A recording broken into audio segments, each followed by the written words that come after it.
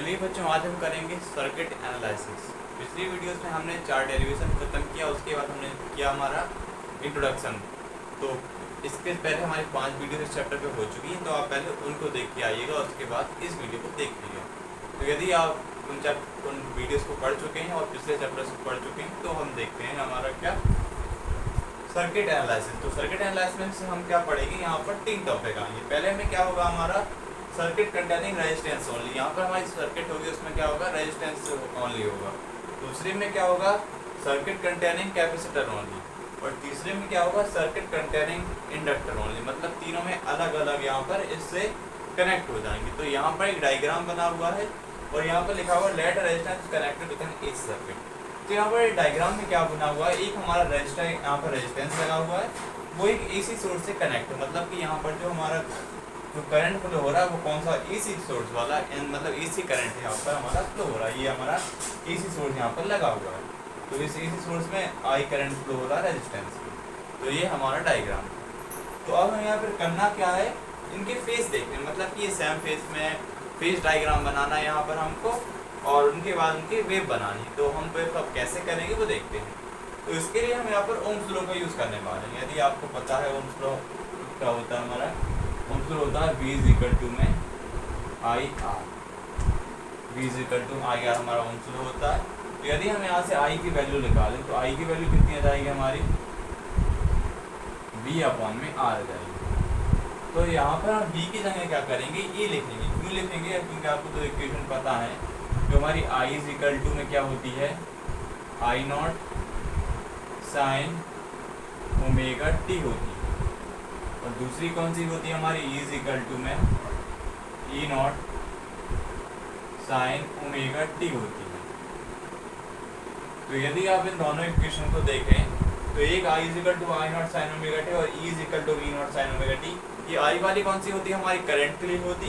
तो E वाली होती वो हमारी किसके लिए होती, ये EMF के लिए होती। इसलिए मैं यहाँ पर इस जो फॉर्मूला है उसमें चेंज कर रहा हूँ। यहाँ पर मैं क्या करूँगा, I = में ER कर देता हूँ। I = में ER क्यों कर देता हूँ, क्योंकि यहाँ पर V क्या है, हमारा वोल्टेज है।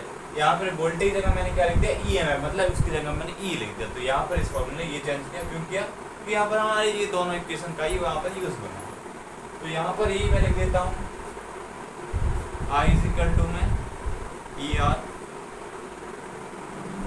और ये कहाँ से लिखा मैंने, ओम्स लॉ से। ये सब कुछ कहाँ से लिख दिया, ओम्स लॉ से। और हम क्या करेंगे, यहाँ पर जो हमारी इक्वेशन जो है E = में E0 sin ωt वो लिख देंगे। तो E = में E0 sin ωt आ जाएगा। और इसको क्या करेंगे, हम इक्वेशन बना देंगे। हमने इस इक्वेशन के यहाँ पर यूज कर लिया। अब हम क्या करेंगे, यहाँ पर जो I है उसकी जगह पर हम यहाँ पर लिख देंगे। क्योंकि देखिए हमको क्या करना है, यहाँ पर 2 इक्वेशन लेके आनी। सबसे पहले इक्वेशन हमने यहाँ पर राइट कर दिया। अब हम कौन सी इक्वेशन, ये वाली इक्वेशन यहाँ से बनाएंगे। तो यहाँ पर हम क्या करेंगे, यहाँ पर लिखेंगे I = में जो E है उसकी जगह तो ये E0 आ जाएगा, लेकिन अपॉन में क्या आ जाएगा, R आ जाएगा। मतलब कि I = E/R था। तो यहाँ पर E की जगह क्या किया हमने, E0 लिया, क्योंकि हम E को E0 लिख सकते हैं। तो ये हमारा I = में E0/R आ गया। बाकी sin ωt हमारी वैसी की वैसी इक्वेशन आ गई।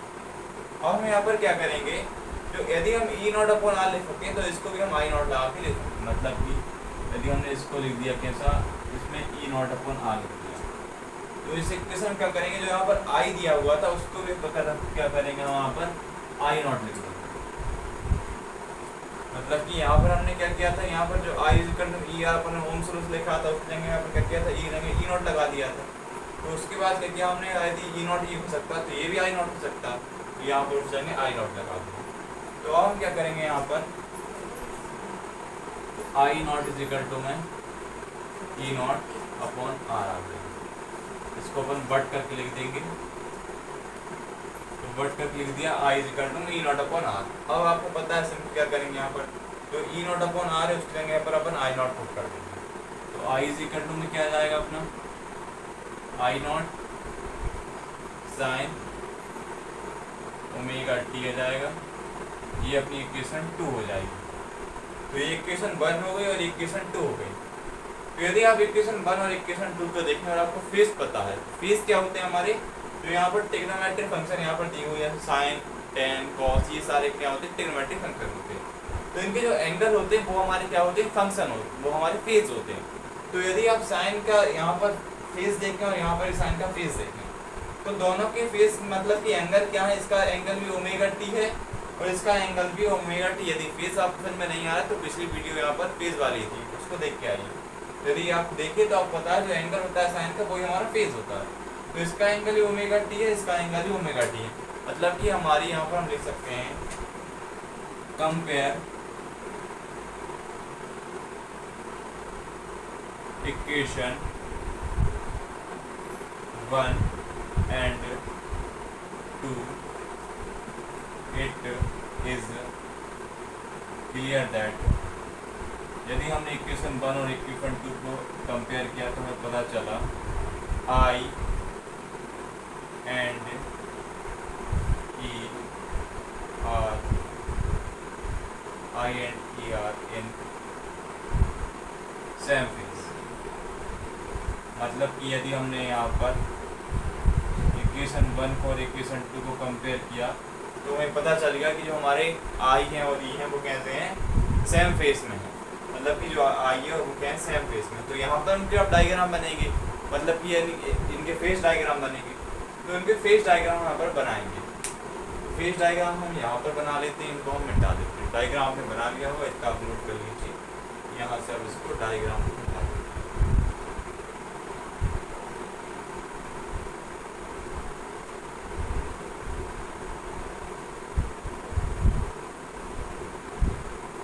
यहाँ से अब उनके डायग्राम बनेंगे। सबसे पहले क्या करेंगे, हम वेव डायग्राम बना लेंगे।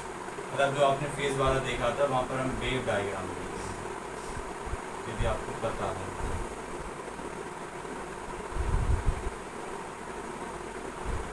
तो वेव डायग्राम कैसे बनाएंगे, यहाँ पर आपको पता ही चल ही गया होगा कि ये भी इसका एंगल भी सेम है, इसका एंगल मतलब इनकी सेम फेस वाला डायग्राम बनेगा। सेम फेस वाला यदि आप फेस वाला देख के आ रहे हो वीडियो तो आपको पता है सेम फेस वाला कैसे बनेगा हमारा। इस तरह से ये पहली वेव बन जाएगी हमारी और इसी तरह से हमारी दूसरी वेव बन जाएगी।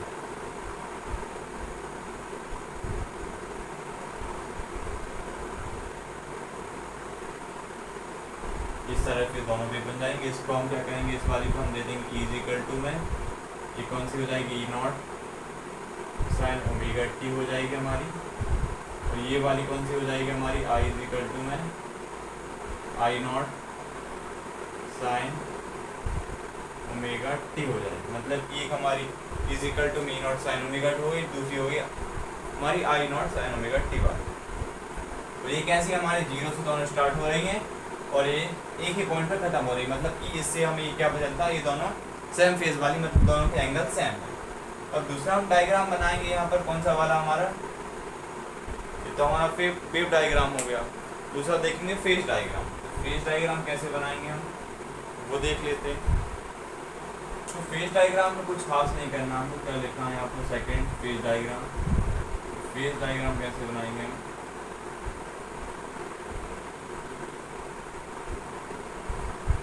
फेज डायग्राम के लिए इस तरह से हम ऐसे लाइन बनाएंगे, यहाँ पर ई लिख देंगे इस तरह से, ई और ई आई। ये हम क्या शो कर रहे हैं, ये हमको बता रहे हैं कि ये दोनों सेम फेस में, मतलब कि इन दोनों के यहाँ पर फेस में कोई डिफरेंस नहीं, मतलब सेम फेस वाले। तो इनके बीच का जो फेस डिफरेंस होता है, मतलब कि हमको पता है फेस को हम कैसे रिप्रेजेंट करते हैं, 5 है। तो इनके बीच का फेस डिफरेंस हो जाएगा, वो कितना हो जाएगा हमारा, 0 डिग्री हो जाएगा। मतलब इन दोनों के बीच जो फेस डिफरेंस है वो हमारा 0 डिग्री है, क्योंकि दोनों क्या हमारे, ये भी ओमेगा टी है, ये भी ओमेगा टी है। दोनों में क्या है, फेस डिफरेंस में कोई भी फेस डिफरेंस है ही नहीं, मतलब सेम फेस वाले हैं। तो आपको समझ में आया होगा, यदि आप फेस वाली वीडियो देख के आ रहे हैं तो आपके लिए क्लियर हो गया। तो अब दूसरी वीडियो में हम करेंगे सर्किट कंटेनिंग कैपेसिटर ओनली। तो वो हमारी सेकंड वीडियो होगी, उसके बाद नेक्स्ट टॉपिक हम सेकंड वीडियो में देखने वाले हैं। तो thank you for watching this video, next video, thank you.